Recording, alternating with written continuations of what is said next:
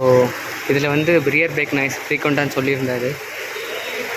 லோக்கல்லையும் பார்த்துருக்காரு, நம்மக்கிட்டையும் பார்த்துருக்காரு, எங்கேயுமே அட்ஜஸ்ட் ஆகல. ஆனால் இது கம்பெனி சர்வீஸ் வண்டி தான். ஸோ இந்த கன்சர்ன் நான் புதுசாக பார்த்தது. நீங்கள் நோட்டீஸ் பண்ணிங்கன்னா தெரியும், இந்த தேஞ்சிருக்கான்னு தெரியுதா?